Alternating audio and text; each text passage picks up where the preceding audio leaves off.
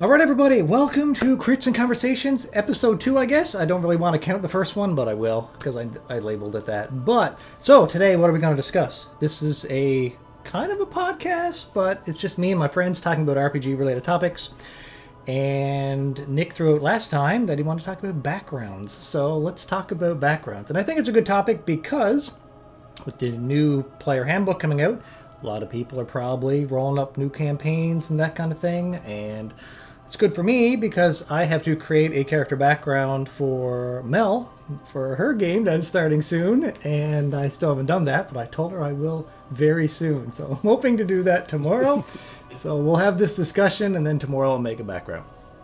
So I'm going to change it up with the name of Crits and Conversations. Me and Nick were trying to talk and brainstorm. Came up with some kind of ideas of ways to make it a little more fun. So this is what I have in mind. All of us have a D20 here, and what we're going to do is use this for is to roll for initiative for each question. And that way, it's not always the same people answering or people talking over other people. That's one aspect of it. The other thing is, if we roll a nat 20, something special happens. So this is what I had in mind for this episode anyways. We can always change it up in future ones if you got any better ideas. But so I'm looking over at a different monitor to read this. Okay. If you roll a nat 20, story spotlight. So whoever rolls a nat 20 can share a short, funny, or just a epic story from one of their past RPG sessions related to the topic. And you can choose to go last in this round to give yourself more time to think of your story. So even though you get a 20, you don't have to go first. You can let everybody else answer that question, so it gives time to get around to you again. And if you roll additional d20s later in the same episode, you can either just state another story or force one of the other people here to tell their story. You know what I mean? So like if you don't want to give another one, then you can throw the burden onto someone else if you consider it a burden. But you can still answer the current question as well if you'd like, or you can just pass. So like, after you give your example. So in this episode, if it's backgrounds, we'll just talk about some kind of quick story of a background and maybe how it came into play and some adventure or something. Just something to spice it up a little bit. Now, if you roll a 1, I was thinking speed answer. You have to answer the question in 10 seconds. How's that sound? Sounds good. Right? Yep. Because, most of us are long-winded. We like to talk a lot. So then trying to answer a question in 10 seconds is going to be hilarious. So, let's get to this. Let's roll initiative before I roll the question. So we'll start off. Everyone rolled their dice. I rolled a 3. 16. 14. 12. 14 and 12. All right, so we got Steve, Kate, Nick, and then me. All right, so question number 1. And again, the topic is backgrounds. So all these questions are related to backgrounds. What is your process for creating a character's backstory? And what do you think are the most important elements to include? Pretty much the most generic question at the start. That's a pretty generic question. I always start my backgrounds by scrolling through character art I find on Pinterest, mostly, sometimes Google.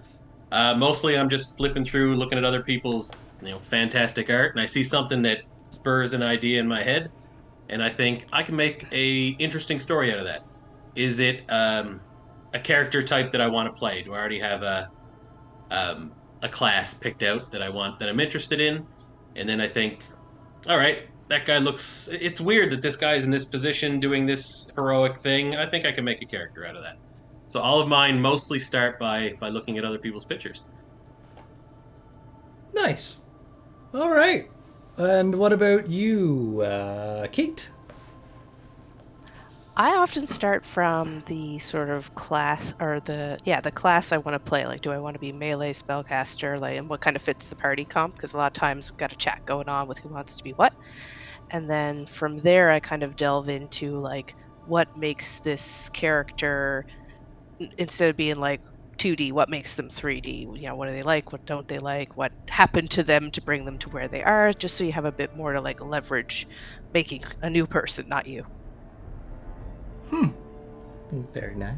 And what about you, Nick? Because apparently I'm last. Yeah. Well, sometimes, just like Steve says, go through Pinterest, see what artwork I find, build a story from that. But I'm sort of creating anything outside of that. I just try to start with a class and see, like, okay, what's something to sort of work against type with this. Try to figure out what their initial motivation is and work backwards from there to sort of build an interesting backstory, some interesting traits, and some interesting role playing flaws is where I really have a lot of fun when it comes with the backstory and where those came from. Nice, nice. Yeah. I used to be the same with that. I have, oh my God, I think it's over 6,000 saved images for over the years from Pinterest of character art because I GM mostly and I would use them as NPCs. But now since I got into AI art, I haven't even looked at that folder and since I've got into AI art. But that used to be my thing as well, like Steve did. Now it's more or less if I generate an art and it's left over, then I would do the same thing. I'd be like, that is such a cool looking character. I have to turn that into a character. In my case, it's usually NPCs, but it would be a player character background as well. But now, I think when making a character backstory, a few things, few elements to include. I find family, friends, and lovers is one of the most important things you can throw in there because that brings in a lot of factors. It's like their upbringing, right? So like if you got a background and you were brought up in a poor family or a rich family, if you were brought up in a family of like racists, you're like, I hate orcs or something, you know. All these kind of things can definitely shape your character backstory. So like wealth and status, right? That's an important thing to keep in mind too. It's like, are you going to want, you know, your character to be rich? Do you want him to be poor? Or you just want to ride the average line? You know, that's another important thing.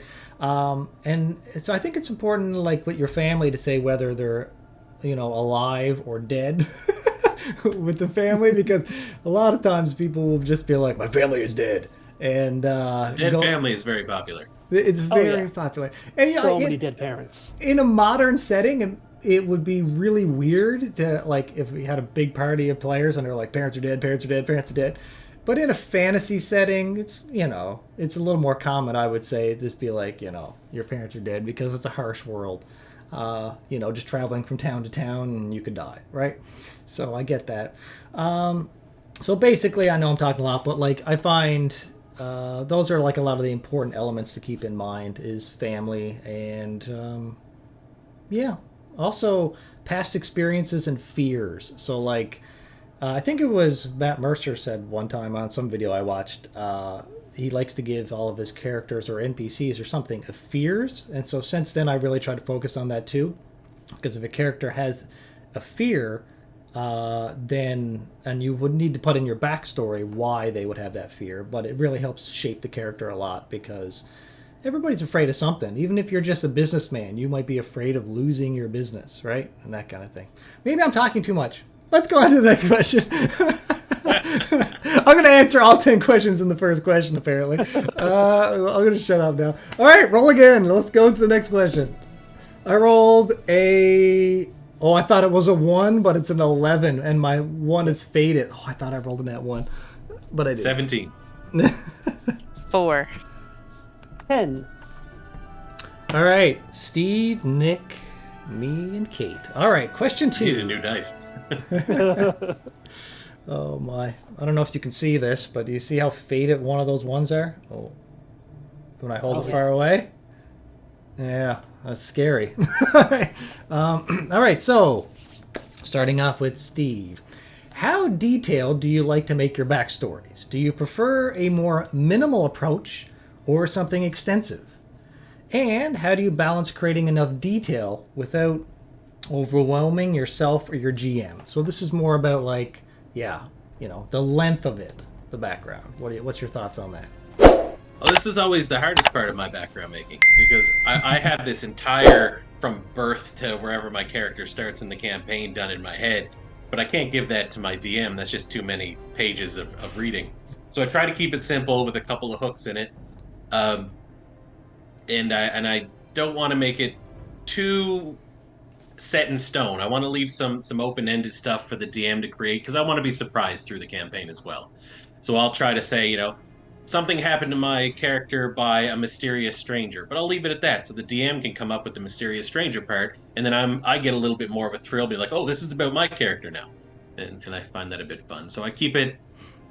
I know a lot about my character and its motivations, but I want to keep some things as a surprise for me down the road, and I think the DMs tend to like to make those surprises. Yeah, that's a good point. Yeah, I think I am up next. Yeah, I like what you said there about keeping things open ended. That's always good. Like like you mentioned, like you name a particular NPC, and now you're like, well, where are they now? I don't know. Or a mysterious family member, and you're just like, I had siblings, but where are they now? Instead of just writing in stone where they are. That's always a good approach. I think the length of the background is also game dependent, because as you know from my Shadowdark to D&D, Shadowdark, as explained in the last one, you don't want more than a paragraph background because you're probably going to die. It also depends if you're playing a one-shot or a campaign. One shot, you don't need nothing long. I think a quick paragraph or two. For a one shot, I find the length of the background is mostly just, do you have enough to roleplay your character and make him a little bit interesting, right? Because in a one shot, you're not going to have time to incorporate things from your background into the story, probably anyways. But in a campaign, I think the length-wise, I like about one page, one normal typed page. I find usually about there is where mine works. What I used to do for the last couple ones, and like Nick in your game in the last one, what I did is I took all the questions from World Anvil when you go to create a character, and I just filled them out because they're so good. There's so many things there. But it's more like fill in the blank then. It's like quirks or habits, and it's just like, and then by the time you're done, you just got this interesting character. So that's kind of it. But for the most part, last thing I'll say is the main thing I think you should cover is like, even if it's only a sentence or two, but basically their birth, like where it happened and where they were born and under what conditions or whatever. Then what their youth was like growing up, so what kind of experience they had, and then where they currently are. Like those, just make sure you cover those things, because if you say you just start writing your background and you're like you're a teenager or you're already an adult and you're writing character only from the background of an adult because you were like 20 years older or whatever, then I don't know. Then you got a make up on the fly where you're from and anything interesting that happened. And a lot of your interesting stuff that defines what you are happens in the first 20 years. So before you'd get out into the real world. So I think that's kind of important. But we'll shut up now. Next is Nick. What do you think? Yeah. So in terms of length, I am more the minimalist mindset lately, like about a page. I know you hear people bragging about they have several page backstories. Not really a big fan of that as much because most of it tends to be fluff. But if you have like a good tight backstory that gives you motivations, where you came from, and just telling the big key points that happened while leaving enough gaps, like Steve mentioned, so that the GM can pull on those. Another thing I like to do is the events I'm writing my backstory are purely from my character's point of view, that maybe events didn't play out as my character believes they are, in terms of maybe a relationship they have with an NPC, maybe they're on bad terms with their father, and that could be something the DM can pull on, but I don't know what that is. My character may assume it's one thing, the DM can decide it's something else. So I think it's important to create a few key points, but leave enough wiggle room so the DM can sort of put their own thing in there, because surprises are great. Yeah. I was, real quick before we move on, I was trying to pull up some of my old backstories that you sent me over the years, like my players in general, and I pulled up your Garrett, your Ranger one from 10, 15 years ago.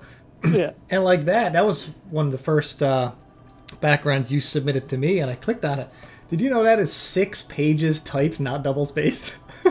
Yeah. Well, wasn't that the same campaign that Johnny's character was like, that was his 20-page backstory that he wrote his full adventure on? Yeah. So mine felt minimalist by comparison. It's true. I would never write a 6-page backstory now. It was all like, because I think his backstory was already done. It's like, oh, I should really do more here.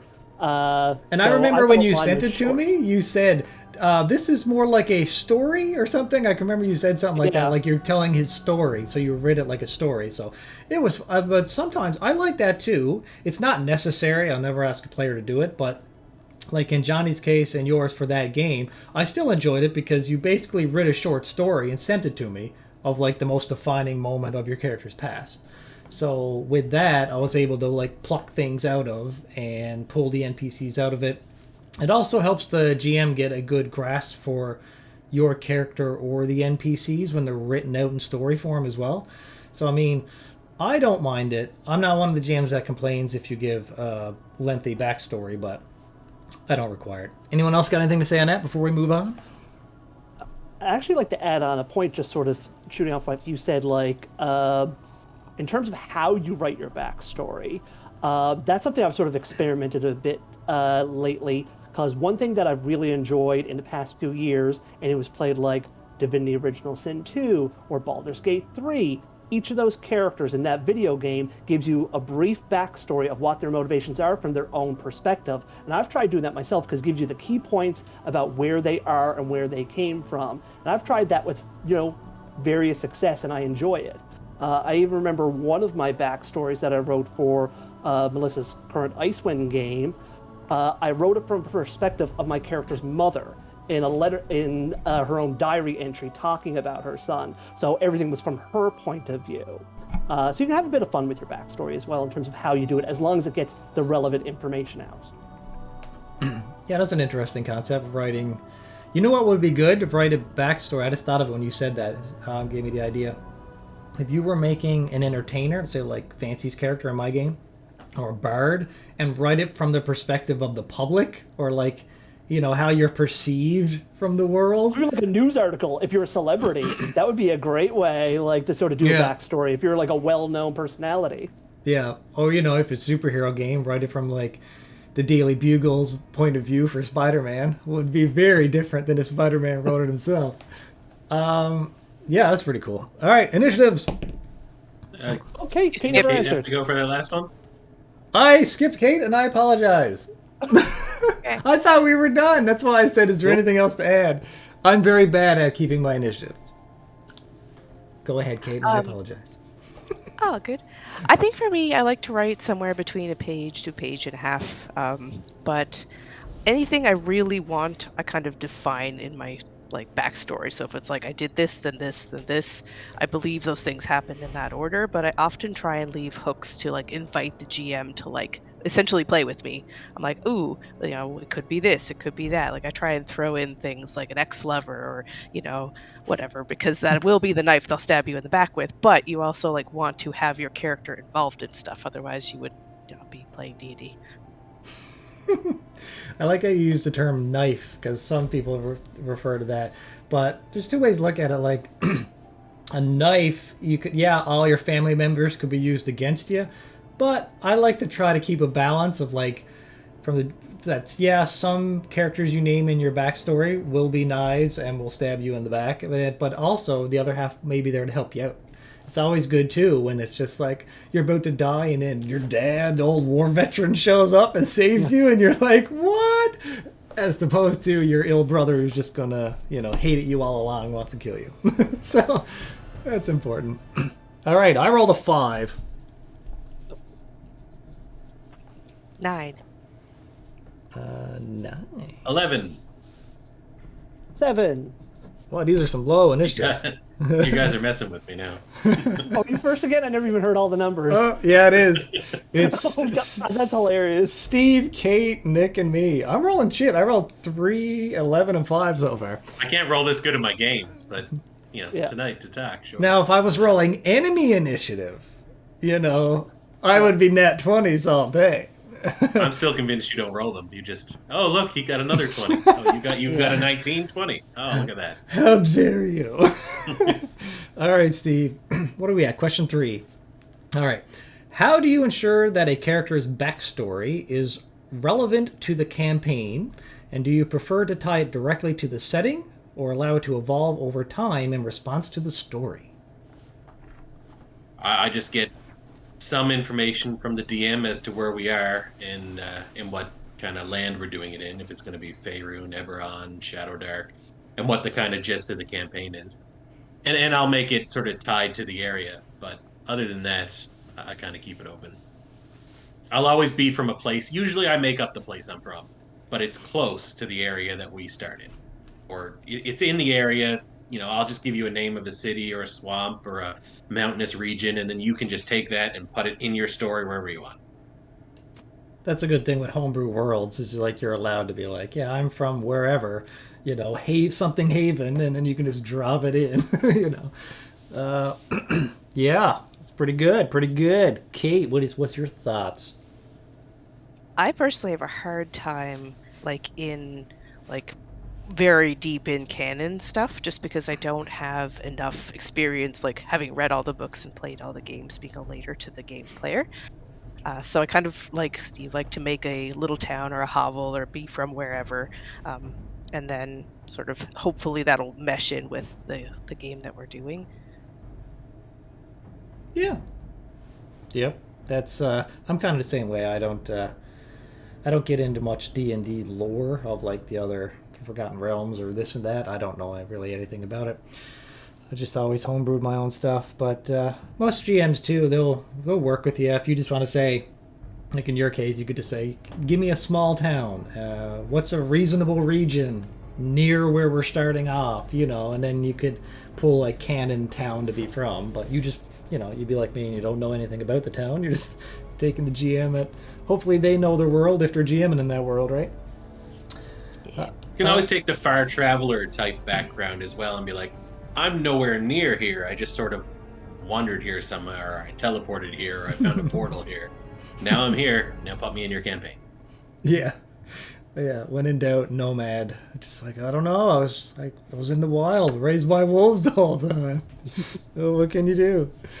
I had a background once where I really wanted my barbarian to be from like a savage land. So I obviously stole from X-Men and the Savage Land when I was creating this barbarian.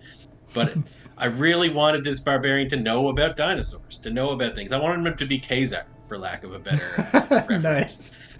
And I was like, how am I going to do that? And I'm like, all right, I'm in this isolated place that doesn't exist in your world. It's somewhere in an Arctic region, and I was, portaled or, taken to your area, and I don't know how I got here, and we don't know exactly where my place is, but I know dinosaurs, and that's the thing you have to put in your background. Nice. I gotta ask though, did your barbarian ask the GM for a pet saber-toothed tiger named Zabu? No.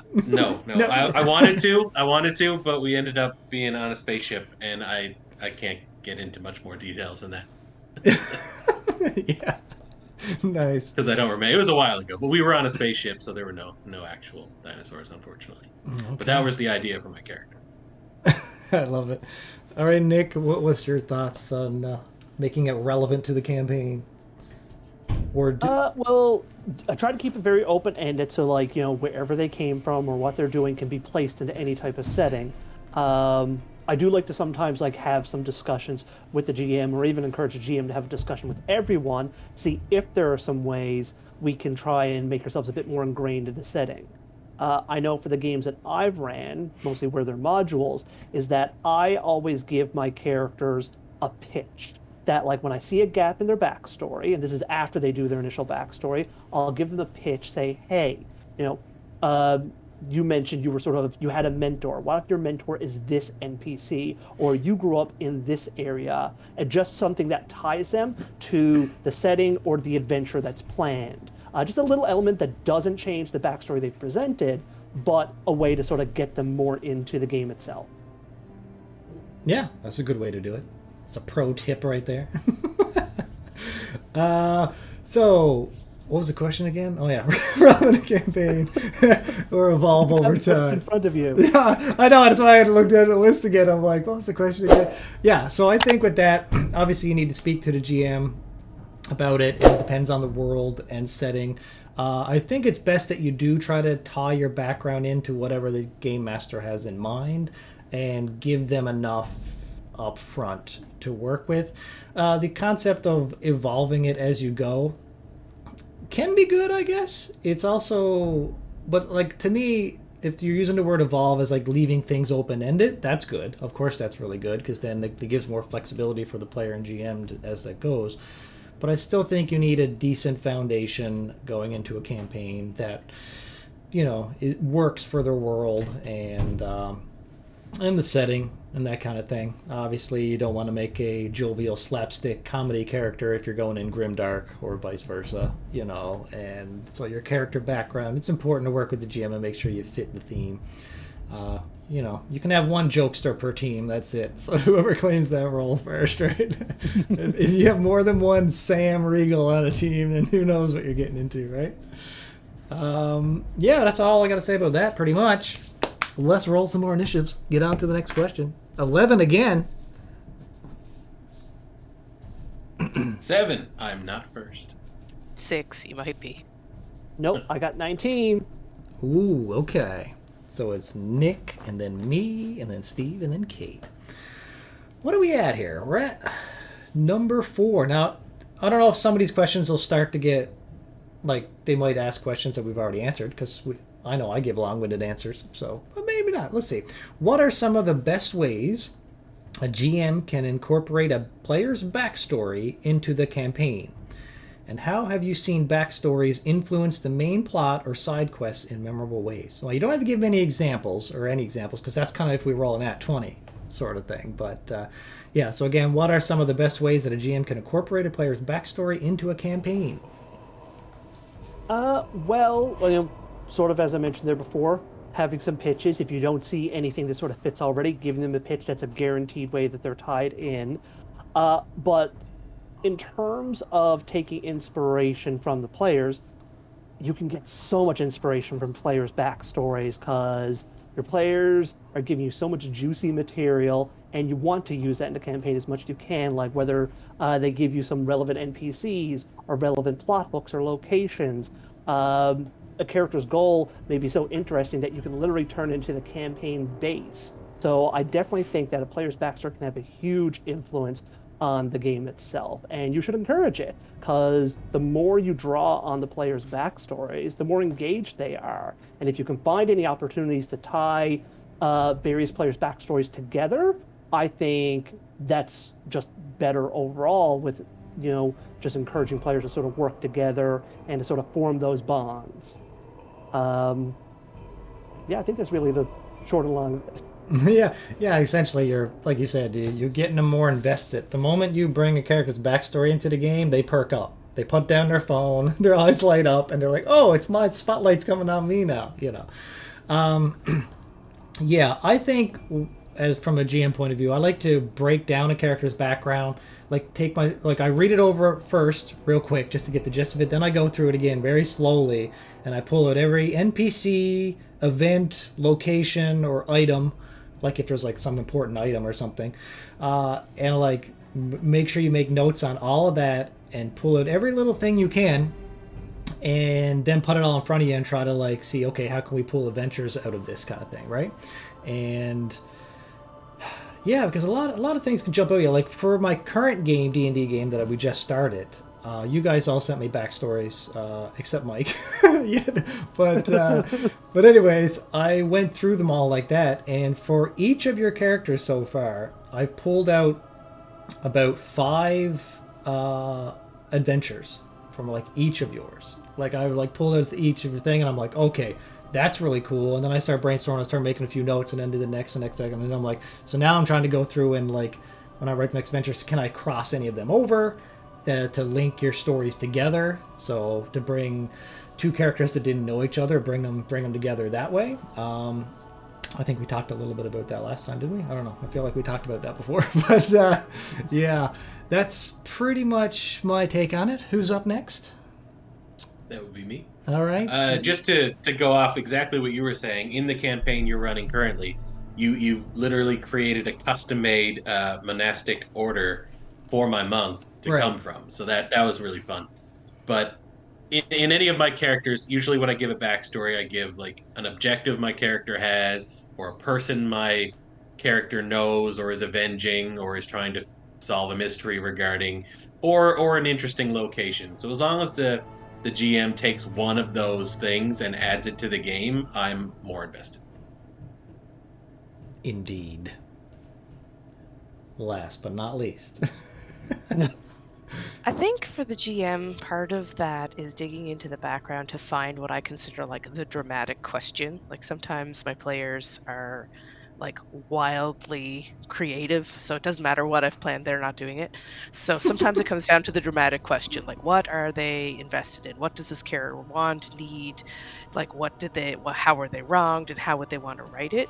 And I find that we get more out of sort of pursuing those wants and needs that they've kind of told you, or if something has happened in a session and they've taken a course of action, like either made a strong choice either for or against their backstory, you can leverage that because they obviously made that choice, and now they're like, oh, I'm going to chase down this guy because he ran away and I'm not, he's my nemesis and I'll kill him. Yeah. I Well, love a good nemesis. Oh yeah. that was interesting what you just said at the beginning there, though. Like, it's like you say your type of players that you have are kind of wild and unpredictable. Is that what you're saying? It's not that. It's that there are people who, one, very new to D&D, so like everything is spaghetti at the wall. There's no Yeah. rules because they've never played before. Right. And the others are just, they're so creative. Like sometimes a linear model isn't good for them because they feel like it's not my character, it's not my backstory, I'm not interested in that plot hook. So sometimes you have to let it go. Sometimes you have to go where they're taking you because that's what they're interested in. Yeah, I find there's two types of groups, right? There's that kind that are just like boring, irrelevant to me, doing something else, or the type of players like that and wants it to either be all about them or just something very exciting that they find exciting. And then there's the other group, which is a lot like, I think, our group. Almost everybody in our group is the way that the moment that one of us as a GM drops a hook, it's just like, you know what? I feel that's a plot hook. Let's do it. That's mostly our group. Sometimes to a fault. Yeah, sometimes, yeah. Because you'll...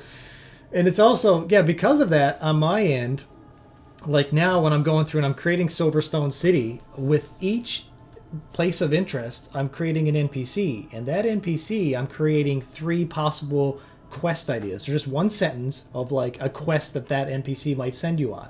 And I'm like, I know my group, and if I'm like, you walks into a pawn shop and he says something, you're like, all right, everybody, stop what we're doing and let's go find this guy's lost whatever, And like, luckily, I'm not like having a major campaign right yet where, you're trying to get to a big end goal, so it's kind of open and you guys can do that. That's the whole point of it, right? You can just come and go where you want.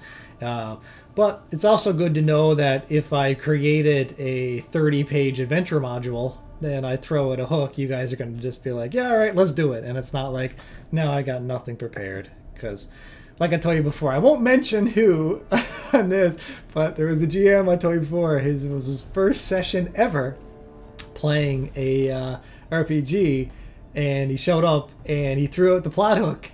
And there was a couple other people at the tables. It was their first time playing as well. And he threw out the plot hook and he didn't bite. And then he threw it out a second time and he didn't bite. And I didn't bite because my character wasn't there yet, introduced yet. I was going to be introduced later. So, and then by the second or third time, he basically said, all right, above table, if you don't take this adventure, we're going home. I got nothing planned. He wasn't, but it's his first time ever GMing. So I totally got that. So I'm getting off topic, aren't I? Well, it's funny. Actually, there's something I want to talk about that, because something Kate touched on a little bit when it comes to players not biting to the plot hooks, which, when you come down to it, from a GM, backstories are tools. So if you ever find yourself in a situation that, like there, you have a plot hook and the players aren't biting for one reason or another, go into a player's backstory, throw an element in it. As soon as they recognize that element, they will go for it, because it's something they provided you. They will immediately recognize it, and that'll get them into the plot hook where you need them to be. That's how you get players motivated and on track where you want the adventure to go. Exactly. Like that adventure I just started with, which was Sylvie, just a halfling that none of you knew. But if I would have made that a character from one of your backstories, well, then you're all in, right? Or if I said, essentially like you said, pull it from a backstory and you got them anyways. I don't think there's any player that would be like, what? That's my sister up there pleading for help? Nah, I got things to do. It's like, You could I always hear what go, you're saying, but my friend forgot whether their father was alive or dead. Sometimes it doesn't work. You're like, by the way, do you know this is your father in front of you, right? What? Yeah. You would honestly be surprised. I've played with people who would run away from every obvious plot hook tied to their character, and it just, to this day, still astounds me. That's so weird. Speaking real quick, I know I got to get on to the next question, but I had a player before my game as well that would never submit a background. One player did, all the players did, but one didn't. So as I'm creating, no, not Mike. The person is not in our current group here. But anyways, but then after several sessions, and I was like, the adventures I was pulling on was like, I was using their backstory. And then they got jealous after like 3 or 4 sessions being like, how come you're not making the adventures about me? And I'm like, you literally gave me nothing and told me nothing about your character. Right? You just showed up with a piece of paper. Here's what I am. Here's what I do. And like, I was just basically, my opening adventure was based off one of the other players' backstory. So of course it was a bit more revolved around that person, right? But it was just funny to see that from that person being like, oh, I wanted to be about me. And it's like, but I don't know who you are. So anyways, that's, did everyone answer that one? I think they did, right? Yep. All right. Initiative! I got a 2. You're rolling so low. 3. 7. 2. Hey, we gotta have a roll off. 2, 2, 3, 7. Rollies. Not bad. I got an 18. 11. So I'll go last. All right. I'm the plus, you're the negative. Yeah, my rolling has been garbage. All right. Question number 5. I think this is 5. When it comes to NPCs, how much backstory do you think is necessary to make them compelling? Should they be as detailed as player characters? And how can the GM use their history to create connections with players? So it's about NPCs, and first up is Kate. I love an NPC, but I'm pretty short on what they are. Like, I generally know their race. I know if, I had a shopkeeper who was an adventurer once, so that's why he had a shop. But beyond that, I don't go too deep. But sometimes if the players like dig in and get interested in between the sessions, I'll kind of build them out a bit more. And one of my NPCs ended up in a like campaign-long romance. So like it's just, I will build them out if they're interested, but sometimes it's just a quest giver or a quick transaction. Nice, yeah. Like you said, you fall in love with them, then you're like, okay, now I gotta put the pen down and figure out what this person's all about. Oh, yeah. Steve, what are your thoughts on backgrounds for NPCs? Well, I've never GM'd a game, so my it's just purely player perspective. But I love if an NPC shows up and somehow knows your character, so then you're all of a sudden like, whoa, why do I know you? Why do you know my character? Nick did a great job of this when in our current campaign when we got onto the skyship, and all of a sudden this captain wanted to fight me, kind of deal, and I'm like, who's this captain? Why are we fighting? All right, let's do this duel. And at the end of the duel, it was like, ha, I know your mother. And I'm like, yes, this is amazing, because that's part of my backstory, the whole finding my mother thing. But you brought this character in who knew my mother, but I didn't know that beforehand. Absolutely loved it. It was great. Yeah. So I like that. That's a good example, for sure. Who's up? Oh, 2+, because you're 2 negative, Nick, so 2+. Yep. So you're next. Yeah, so with NPCs, I think just about a paragraph is good. Again, I like to but I'd like to do the birth, the youth, and their adulthood, but I like to do it literally in like a sentence or less. So I'd like to say born in here, and then like, so if it's like I'm like creating the tailor, I'd be like picked on as a child, and wealthy family, and then like where are they now? Established business, well known. Like I like to just create just a sentence, and it's very short like that. Just like chop it up, because I create a lot of NPCs. I've always been fanatical, like creating NPCs more than PCs. Unlike you, Steve, you got a big book of player characters. I have an insane amount of NPCs. I'm currently building the Silverstone City, and when I'm done, I'm going to have over 100 NPCs created, I think, just for that city, with images and all that kind of stuff. So with them, I like to put down their fear, because I find that interesting as I'm creating the different shopkeepers or the guy who runs the theater or whatever. I put down what would this character fear, and I'm like, and a lot of times it's related to their business, because this is where they are in life now. So I'm like, okay, what would this person fear if you're running the theater? And like, I don't know, I probably don't need to say it, but you can guess some stereotypical things that somebody in the theater would have, because I don't want to spoil what in case it comes up in game. But I find that's a good way to do it. But linking the NPCs to the PCs is also, like you just mentioned, super important. Even if it's a shopkeeper or if it's just like a quest giver. And it could be great if sometimes too, if the NPC doesn't even know it. So like you meet an NPC, say a soldier, and he's guiding you on this adventure, and then make halfway down the line some kind of like plot thing happen and be like, what? You're my father? Like the Darth Vader, Luke Skywalker thing. So like even you as the audience or the GM don't know, but then you come up with this idea and you link them together. You can always do that. You don't need to have it all written in advance. But if something good comes up, and like anything, the more relatable or the ways that you can link a NPC to a PC, they'll get way more invested, even if it's just Gary, the pawn shop owner, right? Like I love a good conspiracy NPC too. He may just be Gary, the pawn shop owner. But if I walk in and the DM says, and he looks at this thing funny, I'm like, is he really a pawn shop owner? What do we do about this? I love that too. Yeah, like even if he's just a normal guy, like or if he has a mystery, I love it. Yeah, like you said, you go into a pawn shop and you just think it's just like low-key pawn shop, and you buy something. He's like, sure thing, and then he just waves his hand and the cash register opens like with magic or something, and then the coin floats up and floats over to you. You're gonna be like, wait now, what's this guy's story, right? What's Gary up to? It immediately makes it more interesting.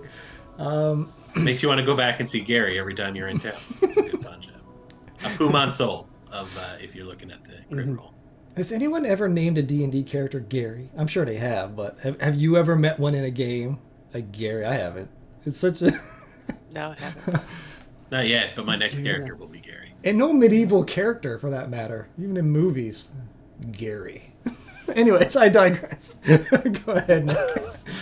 What's funny, I think it's very just sort of going off the Gary bit, giving a random NPC just this starkly ordinary name, which, funny enough, in my current game, and these were NPCs that I did not plan for there to be more of a role in, but because of your guys' interaction with them, they sort of came up again, which were the two random cultists you had an encounter with, and when you guys were clearly winning the fight, they just pieced the hell out of them, and one of them were just named Harold.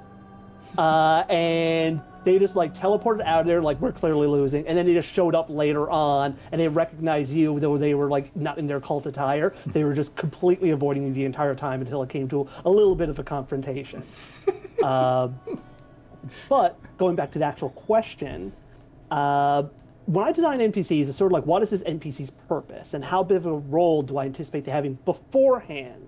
Like, is it something related to a character's backstory? Is it something related to a major quest? I'll flesh those NPCs out a little bit more. I always try to give as a base my NPCs, like what their goal is, what their personality is, and like a quirk. So this could be a flaw or just a trait that you could sort of make them a little bit interesting. And I'll do that for all NPCs, but to what degree I'll do that varies. Like a shopkeeper, I may just say, this is what their overall goal is, could be as simple of just like making a profit.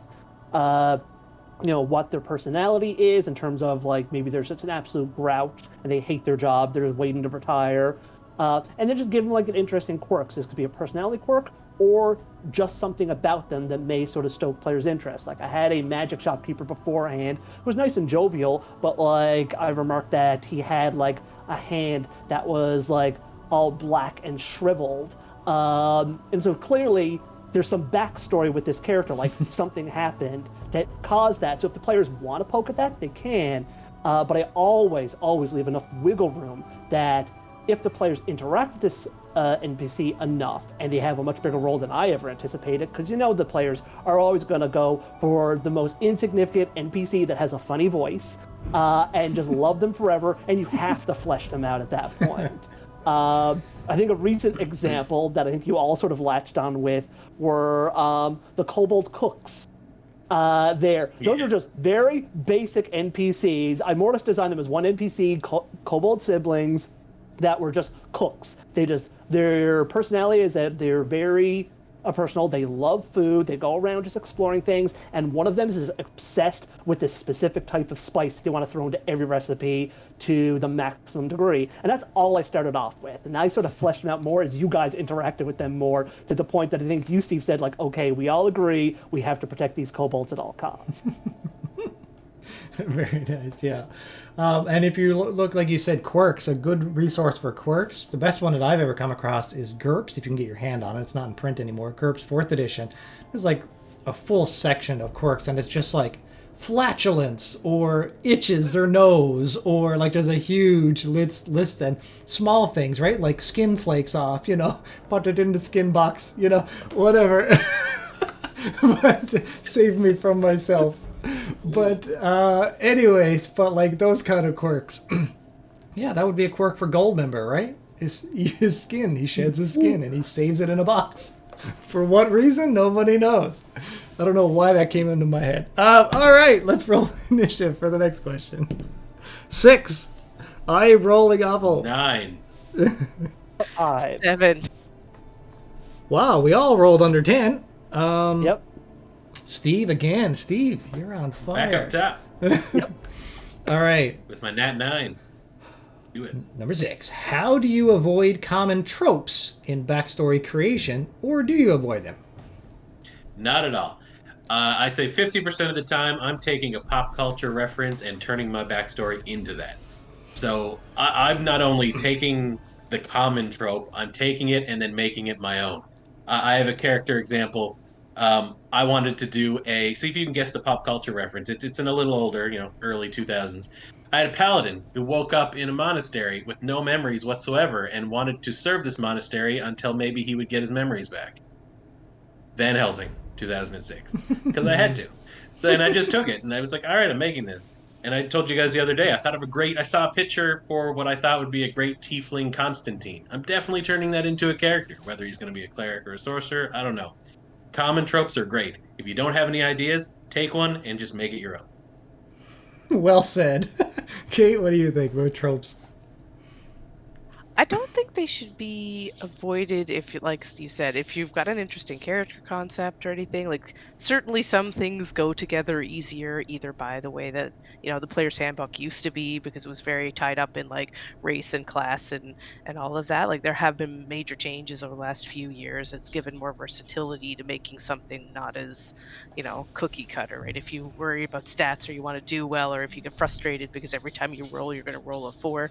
So you need to, like, buff yourself in every way you can, like, lean into the trope, like have yourself the high elf wizard. But if you also want to, like, play a gnome paladin, do it. What's wrong with a gnome paladin? Nothing, it's just not common. Exactly. I'm next with a 6. We're talking about tropes. Yeah, tropes. When it comes to tropes, well, in general, before I touch them on backstories, but tropes in general, I'm a big sucker for stereotypes in fantasy. Like, I think it's because I read a bunch of TSR Dragonlance novels and stuff growing up. So I like dwarfs being short, stubborn. I also like dwarves that are, like, they're all strong, resistant, and like, I even like the concept in Dragonlance that, like, they were immune to magic because they didn't believe in it. They're so stubborn that you try to cast a spell on them and they're like, magic's not real, and so they can't be cast sleep on them, and they're like, fireball hits them, well, that's not real, you can't shoot fire from your hand, and then fire didn't work on them. Like, I thought that was so cool, right? And like elves and like this and that, like all the stereotypes, and I don't know. But when it comes to Backstory. Well, first off, let me finish that thought. But like, yeah, like you said, with the modern D&D now, like they got rid of all that. Like even the attribute stat lines like we talked about before, which is this like where you used to get +2 strength if you're a dwarf, and that's all gone and stuff. It's like I'm real torn on whether I like that or not. I can see the advantage of it, and but I'm just like old school, and I just want all dwarfs to be strong. But that's different. That's Another campaign, though. Keep all your dwarfs strong, but then that makes that one weak, roguish type dwarf very interesting as a character background. So you're in a world where you have all these tropes, and that's a perfectly normal world. Now, what's this, lanky little dwarf that didn't fit in with his dwarf buddies doing? Now you have a backstory. Now you have an Yeah. interesting, string you can pull on and make this dwarf who's, he couldn't fit in with the soldier dwarves, but now what did he do? Oh, he's a good pickpocket. He does all this, and he learned magic because his friends didn't have magic, and he needed to keep up with them. yeah. That's a great backstory right there. Exactly. So of going against the tropes or with the tropes, go like you said against it can create a backstory in itself. I think also when it comes to tropes and backstories, for the most part, when you add up all the movies, comics, novels, it's probably all been done before somewhere. And no matter what you do, even when you're creating an adventure or just creating a backstory, it's all been done. You just got to take it, twist it, make it your own, try to make it as unique as possible.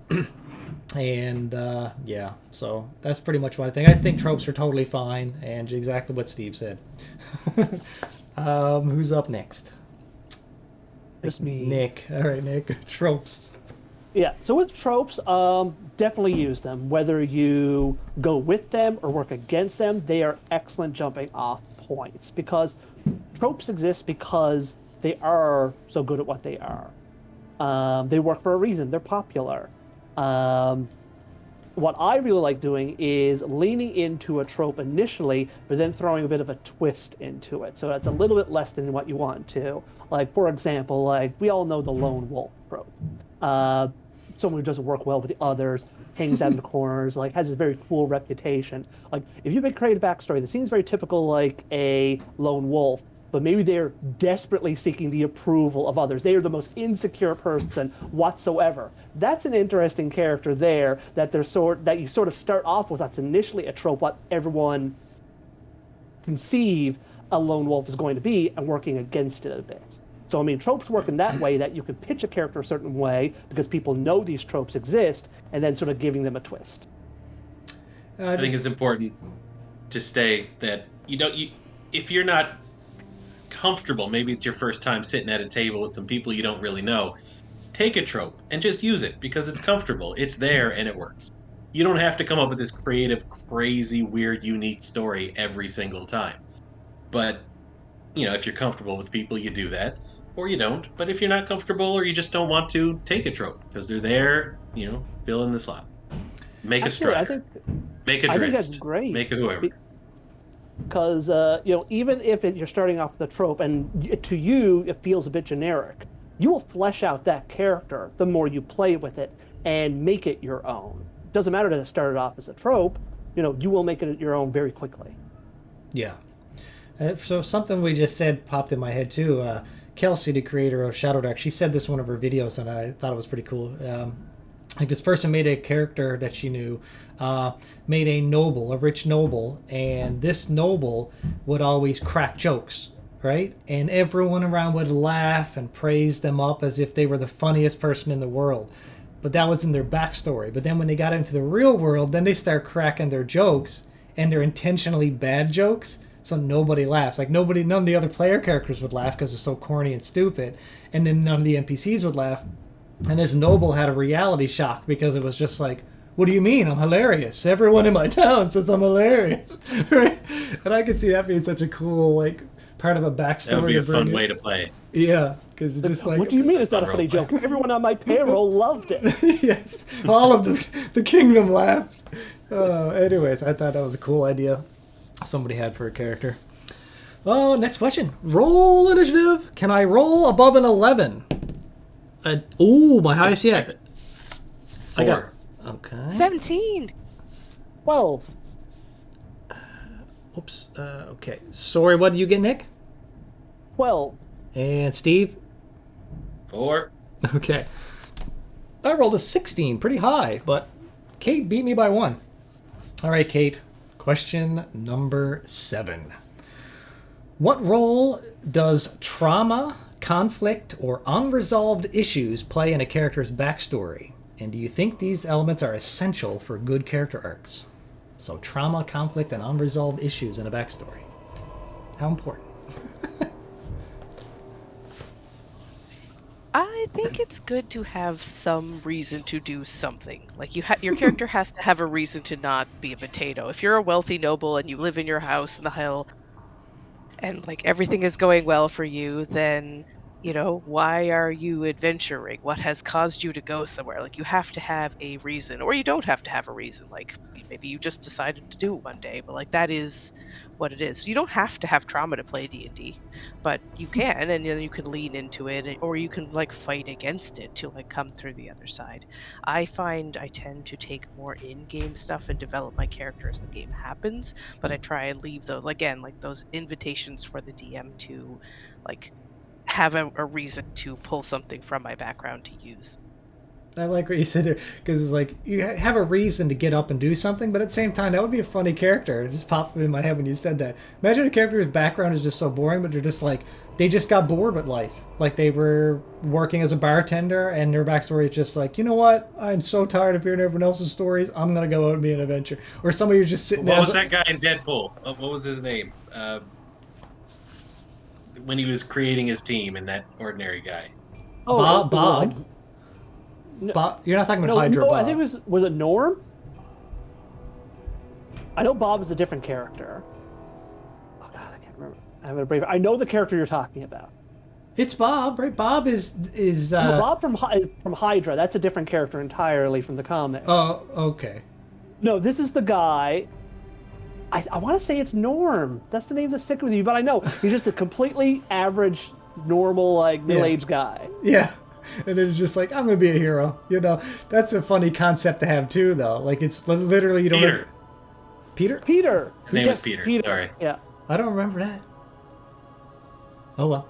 Just in Deadpool 2, when he was creating X-Force. That's why. And, yeah. And he's doing interviews for all these superheroes to make a team.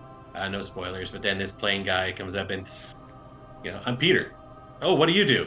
Nothing. Just saw an ad and I wanted to try it out. And immediately everybody's in love with Peter. And you're like, yes. So yeah, you need to make a Peter. I've never made a Peter in a D&D campaign. That'd be pretty fun. Interrupting someone's turn. No, it's fine. I'm up next. Stop talking now. Oh, turns are just a loose thing, right? Just so, It's all good for everyone to chime in when a thought pops in their head. Technically, I'm up next. It was about trauma, conflict, and unresolved issues. Yeah. I think all good written characters have it.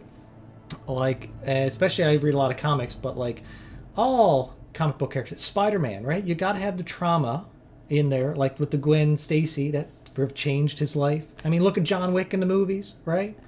Spoiler alert, but if you haven't seen it, but wife and dog, right? Like that's a huge trauma thing, and that's the opening, and then that's created the character. The character is created based off of trauma, and pretty much every comic book character has some kind of trauma.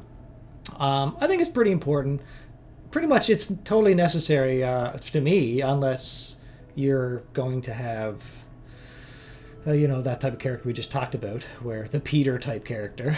But I was just trying to think, like, if you try to make one without trauma or conflict in a background, I don't know. You need at least one of those things. You need to at least have trauma, some form of conflict, or unresolved issues. You got to write in some.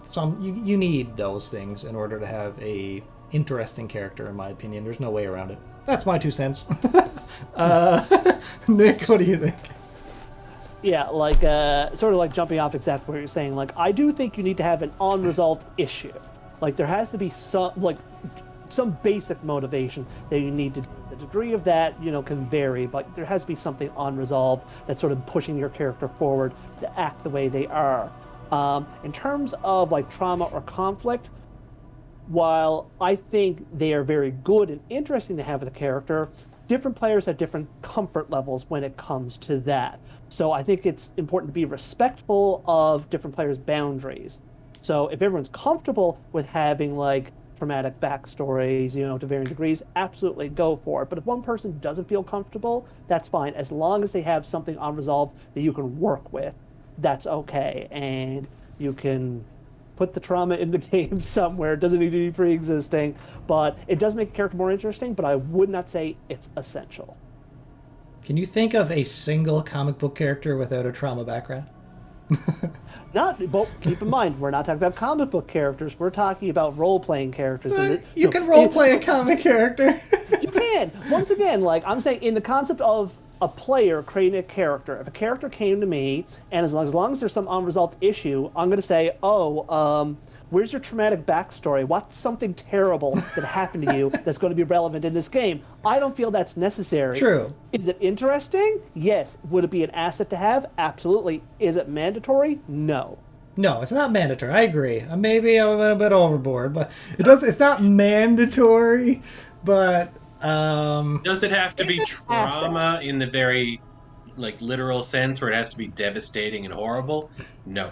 Does there have to be an event that got you off the couch and said, I'm going to be an adventurer? You got to put something there. There Yeah. has to be a reason. Even Peter was, bored with his life and needed something to do.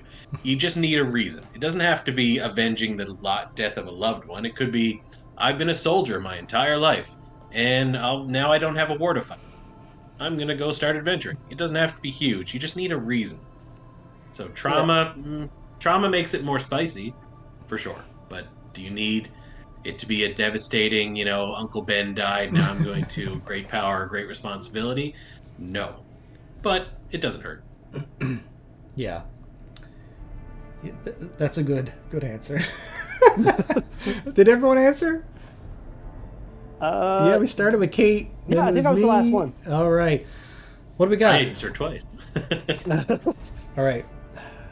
So, we're at an hour. Do we have time for 3 more questions, or do I speed it up? I got time. I'm still good. I can do some questions. Okay, because we're at question 8. How can play... Oh, we got to roll. Oh, we got to roll initiative. I'll roll. 3. 9. 16. 7. I'll just switch my dice out. No 20s or 1s. Steve, Very interesting. Nick, Kate, and me. Yeah, not a single one. No. And my rolling is abysmal. Okay. So who's up first? I said Steve. All right. So how can players and GMs collaborate to create backstories that enrich the character, enhance the group dynamic, and make the story more immersive? Now, we already kind of touched on that, so we can make them quick if you want. We kind of talked about this, but anything to add to that? I think this one is just a basic conversation between you and the GM. You can leave as much to the GM as you want. Like I say, I've never GM'd, but for me, I try to. Sometimes I'll give a lot of details and say, pick from this, choose whatever you want to do. Here's my story. Other times I'll leave it very blank. Sometimes I'm just being lazy. Other times I want to be surprised. I'm like, all right, my character is this. In general, aloof, in the air hooks. You can take it from here. I've wrote one character backstory right now that's got this is a complete monk with amnesia, and all of my answers as to what I'm going to do have to be rolled for, and I even made the roll for chart because honestly I need to get a life. But for the most part, if a DM, when we play a game, somebody wants to roll this, I'm going to give them this list of things and here's the reasons I could possibly have amnesia. Surprise me. But for the most part, just having a good chat with the GM. Nice. That's good. Nick, anything to add? For that, not really. I feel we sort of touched on it a lot there. I agree. Yeah, so I really don't think there's a lot to really add to that topic. Kate, what about you? I think a lot of that is really going to come from your backstory. Like, you obviously are sprinkling the seeds to your DM, and hopefully they've got enough to pull from everybody. But I think it's committing to your character, right? Like, if you're playing a haggard old dude who doesn't want to do anything, but he actually does everything, just complains the whole way along, like, just do that. Like, you can be crotchety but also follow the thing. Like, you don't have to be a contrarian to show that you're not, like, your character's not happy with what you're doing. Yeah.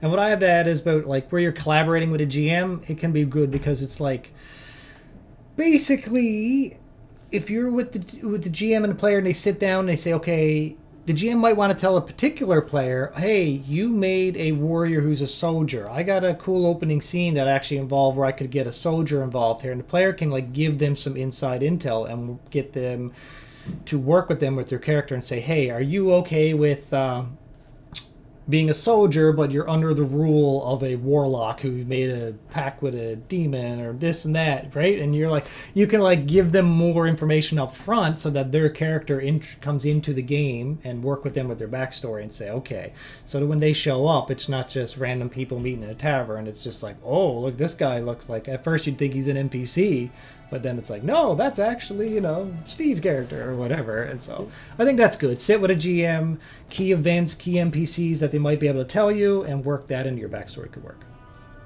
Yeah, because that's sort of like the pitches that I mentioned. Like what you described there is a perfect example of pitch to sort of get you invested right from the get-go with some element in the game. Because honestly, I think like the GM and players should be working together in the first place, whether that's through session 0, at least to sort of make sure the character you're bringing suits the campaign and tone or whatever type of game this is, because I mean you don't want to bring like a clown bard into a grim dark setting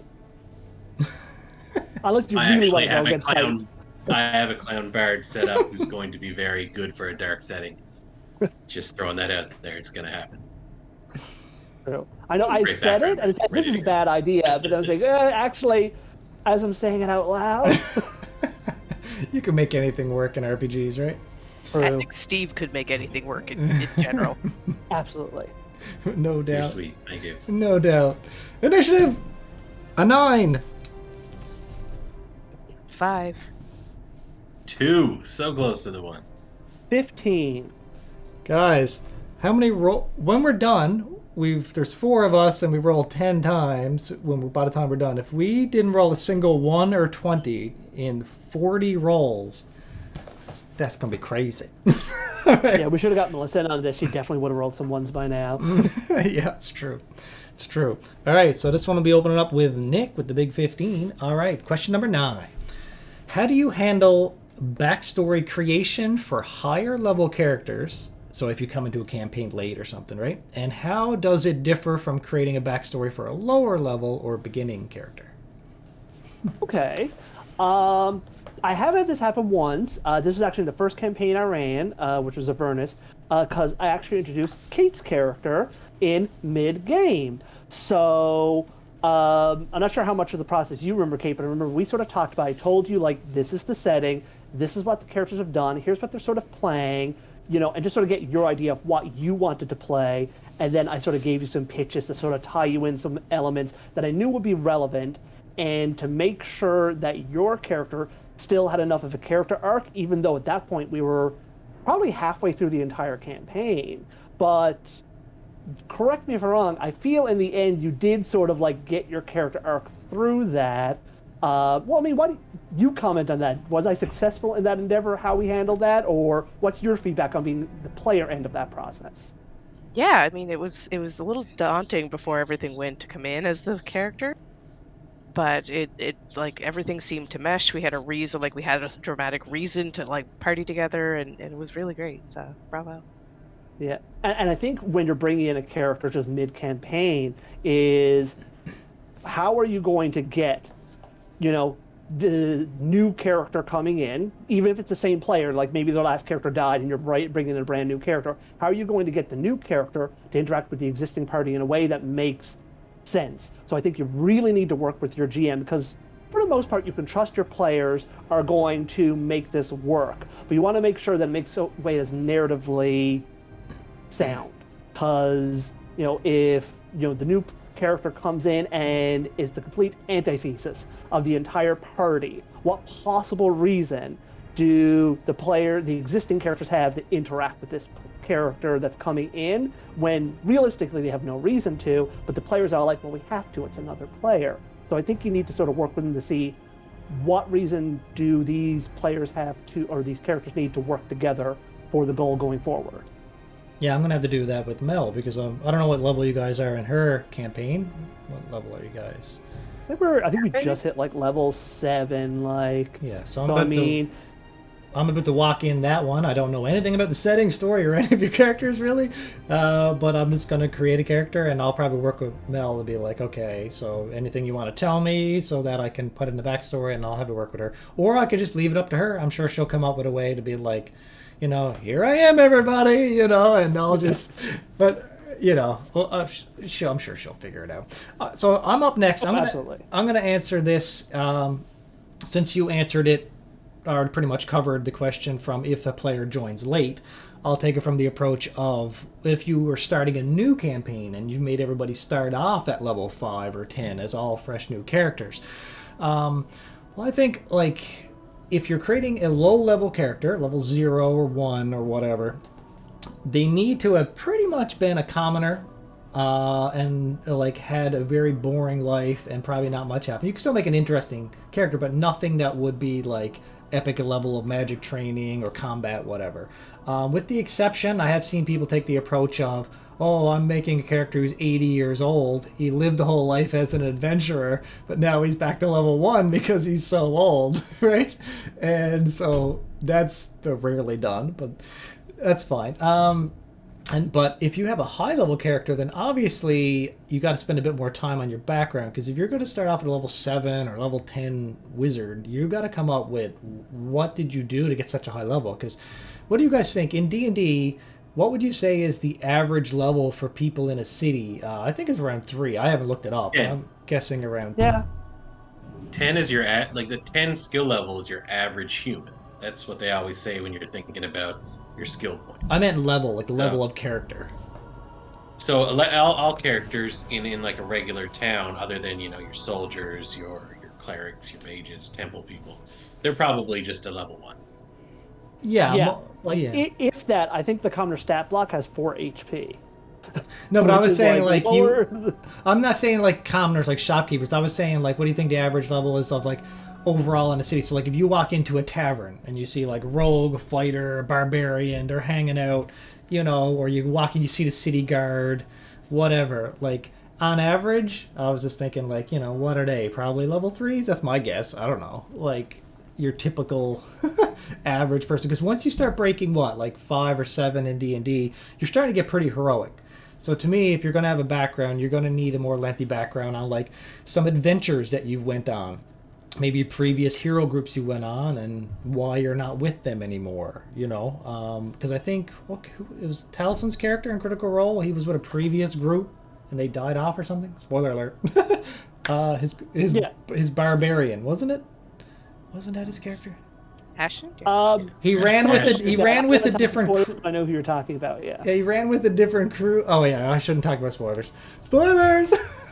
Anyways, that's basically it. That's all I gotta say is basically whatever level you are, the higher your level, the more lengthy I think your backstory has to be, or at least the more detail you gotta put in to explain why you're so high. And at that point, maybe you do want to create a few adventures traveled across the land, slayed a dragon, or put down whatever, and to give your GM some stuff to work with. All right, who's next? Kate, what's your thoughts? Yeah, I think with a higher level character, you do have to sort of quantify how you got there. You didn't drop out of the sky. Now, I mean, you can lean into you went to school and studied, and you are technically the level you are, but you may not be competently the level you are. If you're trying to find an interesting place to play. But you nobody is starting at level 14. You have to have done some stuff to get there. Steve, anything to add? Yeah, I find it harder coming up with low-level characters than I would a higher-level character backgrounds. Because, like I say, I'm scrolling through Pinterest, and I see this perfect character art, this guy in this great plate armor, full beard, big sword, and I'm like, I can't make him, because look how good he is already. I can't start a character and say, this is my character art. Where did he get all that shit? No, he doesn't have any of that. So I see this old wizard with the big gray beard and the staff and the pointy hat. And I'm like, I'd love to play him, but why do I have an 80-year-old wizard at level 1? I can't do it. I have to find characters that I have to start with very, very little, unless I'm giving them amnesia or starting from nothing. But to comment on something you said as well, Eddie, you can start with more than a bit of a commoner. I think when it comes to not necessarily spellcasters, but you can do a level 1 character that has a lot of fighting experience because these characters are going in, they can fight, they can do lots of things with their swords and battle maneuvers. They just don't have all these extra skills they're gaining from the adventuring party. But coming into a big character, I love the idea that I could start from scratch and be like, all right, I've been paying attention to this campaign. My character died. I have to come up with a new character. I'm going to walk him in. I have it figured out. I know what he's going to do. I have his backstory created already, and now I can give him all these options. Why does he have? Why does the warlock have his packed weapon, or why does the warlock have his creature friend? Because they've had this experience together, and I can make a backstory. I have so many character backstories created right now where I need to have my little minion and they have to have a relationship, but I can't get him in 2 levels and then they already have the relationship. So I think you can do it, and I think you just got to put a little more thought in it. With your concept of using art back in the day, I can remember, yeah, like you'd get a piece of art, like you said, and they're like, oh, it's way too much epic gear on them. And we always would do one or two things. It says, this is what I'm working towards. I don't have it. So when you share your art with the other players, you'd be like, I'm just wearing leathers now, or whatever. But you save that art because you're like, and then you tell the GM on the side, like, I'd like to get that glowing radiant plate at some point, or I'll custom build it or whatever, because they want to look like the character from Diablo or whatever, right? So there's that. Or there's the other approach of like, I had that armor. It was a heirloom. It was passed down to me, and some buggers stole it. And you write it in your background. So that's where that is magic... a great plot hook. I love that plot hook. I can't believe I've never thought of that plot hook. Yeah, you're like, this staff that's in the picture. Oh, somebody stole it. It's a heirloom. It's gone. I got to track it down. It's simple. It's perfect. Great motivation. Or just the fact that if you've got a piece of artwork that the artwork is very like dynamic and showy, maybe it's just fake. Maybe it's just replicas, that this is just some persona that you're doing, that you're talking yourself up, that you're this big hero or whatnot, but you're just a phony. You have a charlatan background, and this is I'm really good at cosplay. First thing you get, like, it just crumbles away. This is foam and paint. Yeah. You're a cosplayer. That's all you are. Exactly. That's pretty cool. Which, funny enough, actually, is something you mentioned earlier, Eddie, with like, oh man, one of the backstories I have on the burner, because just like yourself, Steve, I have so many backstories there, is an old veteran warrior who, in his glory days, hit that glorious level 20 character, but like, he's old, and he's out trying to prove that like he's still the adventurer he always was, scaled down due to age, but like his backstory element is that like he's literally on the run from his family who are trying to put him into a retirement home for heroes, so he has to stay on the road constantly to get away from them, but also trying to prove to them that like, I'm not old and senile, I'm just as good as adventurer as I was. Sure, I'm not level 20 anymore, but I can get there again. Green Dragon Acres retirement home. Yeah. Green Dragon Egg. Nice. Has everyone answered that one? I think so. I think so, yeah. Last question, everybody. A We're gonna 9 put it on now. again. Another 9. Crit! Natural 20! Yay! Finally! I need music. Okay. In post. Woo! Confetti! Oh, look. There we go. You got a crit. Finally we got a crit. Kate and Nick. 14. I also got a 9. Oh, roll a 19. 12, you win. Okay. Okay, so remember, with a 20, the spotlight is on you, Steve. I guess I don't even need to ask you the question yet, because with this spotlight, remember, you can share a short, funny, or epic story from one of your past RPG sessions related to character backgrounds. So you kind of did a few of them already, but if you got any more that you can think of. I talk a lot, but I've had this one on deck, so we're good. All right, go for it. I wanted to talk about my very first RPG character, because I know this is a background session, but I really didn't know what I was doing. My friend invited me to D&D. It wasn't even that long ago. Whenever the movie At World End with Simon Pegg came out, that's when I went to that movie with my buddy, and he said, "You know what? I play D&D. Are you interested in playing?" So I made a character, and I read a lot of fantasy novels. I always did. Drist, Duerden, my favorite character of all time. Um, and he said, this RPG that I'm doing, this D&D campaign, could really use a ranger. I'm like, okay. So I create this, dual wielding ranger, not even thinking about Drist at the time, and I present it to him. I'm like, all right, this is him. My backstory is going to be, you know, my folks killed by vampires. I was raised by a ranger. He taught me to be a ranger. It was very basic because I didn't know what I was getting into. I didn't know the people I was RPGing with. I was very nervous to role play and stuff. I was doing a very top down approach. And the first thing my buddy said to me was like, "You created Drist." I was like, "What?" He's like, "Yeah, don't worry. Everybody creates Drist their first time. It's Or if you make Aragorn. a ranger, yeah, or Aragorn, you did it. That's fine." So very first session, I was so nervous, and I get in there and I'm rolling, and we get into this confrontation with like a troll. I believe it was a troll, and he picks up this deer carcass and he throws it at my character. And my character gets pinned under it. My very first combat of any D&D session. I'm playing a ranger who's dex based, not strength based, and I have to roll to push the deer off of me. My very first combat, the deer stayed on me the entire combat. I could not roll the strength to get the deer off me. That was my introduction to D&D with my Drist made ranger character. But I was hooked, just absolutely hooked on the whole D&D thing. I know it's not as background No, oriented it's as this. fine. But like you said, like you made Drist, but a lot of people, if they're like, they're going to pull from Lord of the Rings, right? They're going to want to be some of the main characters. They're going to want to be, most of them go to Aragorn, but you can still see a lot of Legolas.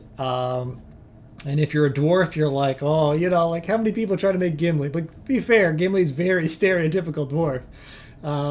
I was And thinking Aragorn when I made the character. yeah, Uh, Believe it or not, yeah. yeah, One thing I'd like to sort of comment on that, though, because it's funny, in D&D specifically, a lot of high fantasy role-playing games, a lot of the artwork and that to sort of inspire with this is this high fantasy combats and like very serious intrigue. But like in play, that's rarely how it plays out. I feel most combats go like your experience, Steve, ending pinned by a deer corpse half the time and being stuck under. That seems like a more realistic D&D experience than the artwork you're showcased. or the classic, you're fighting, one player falls into water, you're like, we're all swimming, fail, fail, fail, fail. You're like, aren't I a hero? And you can't roll your swimming check against the current and you're drowning. I remember that happened in the game with another player one time, and the other player was getting so frustrated because their character was a badass, or they were playing them as a badass, but then they couldn't roll above like whatever DC 12 for the current swim check, and just fail, fail, fail. Spent the whole combat drowning and having to get saved, and they're like, "This game is bullshit." It's like, Oh, uh, Was, was you, it, you were was there. that a game I was in, or was that just another very similar situation? I I remember there was a game we played with you years ago. It was one of my first games. I don't want to And name the player, but no, I was a Minotaur. I took up four that was the squares, game. and That was the game. yeah, and I know who the player is. I just didn't want to say it. I was playing like a druid, and it was like one of my first times playing D&D. I'd played other games, but it was my first time playing 5th edition D&D. So I Yeah. remember that one of the other players, because we were on a ship and they got Yeah. knocked off board, and they were just the entire combat was making checks just to stop themselves from drowning. They did nothing besides try and like grab into drifting plank wood. So I remember the exact scenario you're talking about. That's how combat goes. All right, let's Yeah. get to our last question. All right, in what order? It's up to you if you want to answer it first or last, because you rolled a nat 20 there, Steve. But for new players who struggle with backstory creation, what advice would you give, and how do you help them tie their character background into their abilities, skills, or the game world's lore? Basically, yeah, I'll answer. I said a little bit about it earlier, but if you're new to the game, if really you're playing this because you're interested in this kind of RPG, high fantasy, or any kind of role playing setting, but you're into it already. So find something that you like and take from that what you want and use it to make your character, your very first character. I took Drist unknowingly, thinking I was doing Aragorn. For my first character, I loved it, and I just wanted. I watch these movies, I read these books, I read these comics, and I imagine I want to be these characters. I want to be in these scenarios. I want to be in this fantasy setting with with my dwarf friends and running around and solving, doing adventures. Take your favorite part of your favorite thing and then make yourself that character. And just enjoy being the character in a role playing setting. Well said. Well said, Nick. Just remember, what was the question to make sure I sort of touch on the point I Oh, basically advice for new players and how they could relate it to their abilities, skills, or just the game world's lore in general. Yeah, like for a new player, and I feel we sort of touched on this off and on a little bit already. I mean, lean to a trope. Nothing wrong with that as a sort of jumping off point. Really, just create a concept that works for you. Don't worry about the stats too much. I mean, you can justify the stats how you want if you're struggling with it, but like you can make the stats work in your favor to build an interesting character just from that. But I mean, just go with the concept you have and just have fun. In the end, that's the point of the game. Just have fun with it. Exactly. And for me, even though you can probably hear a cat meowing in the background, ignore that. When is there not a cat meowing in my background? For me, so yeah, background and advice to new players and how to relate it to the character. So I would say off the start, you pick your class and your species, and then how or why are you that class? Like that's pretty much the real bare bones, right? It's like why did you pursue a career as a ranger or a wizard, or what got you into it? Like that's just a simple building blocks, and you build up from there. Why did you get into a bard? Is it because you come from a long line of bards? Did you just love music? Did you sneak away to play music? Just think about why you became a bard. That enough will get the creative juices flowing to get you a decent background as to why you have that. Other than that, as for working it into your skills, like that only really applies if you're going to pick skills on a character that are not normal, like for that particular class. So I don't know, like if you're a ranger, and then you pick religion or something that's like something outside of the norm, then you can explain why are you proficient in religion. You can work those kind of minor details. Now that's not important for beginner players to worry about. If you got it, you got it. Who cares? But if you want to go that extra little step, as to say, like, because in other systems too, if you pick something that's unusual, just explain how you got each of your traits. Maybe who gave you that training? Did you go to school? Was it self-taught, or did you have an apprentice or master or whatever? You know what I mean? But other than that, just take it one step at a time. Class, species, and then your trade skills, and that's it. Right? Kate, what do you think? I think for me, it's the first question I would ask new players: how do you want your character to do battle? Like some people want to do magic, some people want to do sword and board, some people want to prepare spells. So knowing like how you want to play the game is good, because you can, you could do all this work, make your first character, and you're like, oh my, I don't want to pick 13 spells a day. It's too much. Spell paralysis is real. Yeah. Yeah, like I would never tell like a new player to like go into a wizard or anything like that. I try to keep it simple, and like as you said, like how do you want to fight? I remember that was one of the first questions I asked Melissa when she was first playing D&D. Is all like, okay, your first character, do you want to throw spells? Do you want to use ranged weapons? Do you want to fight in melee? And just start from there.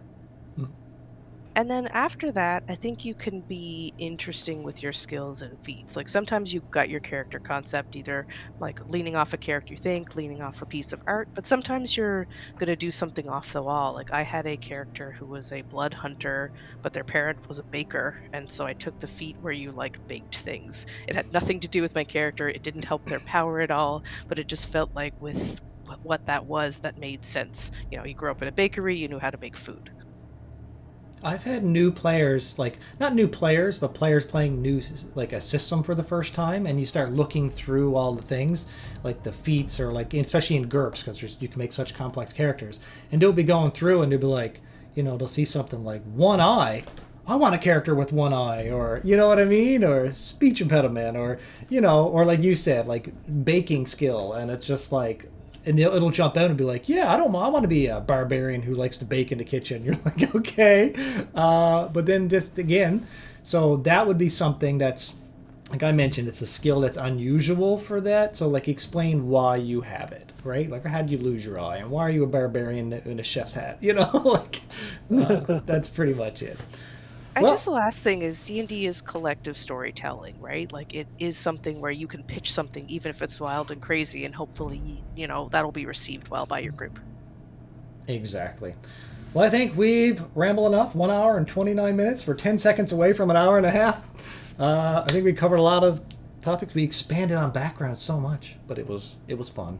All right, that's it for now. Peace, everybody.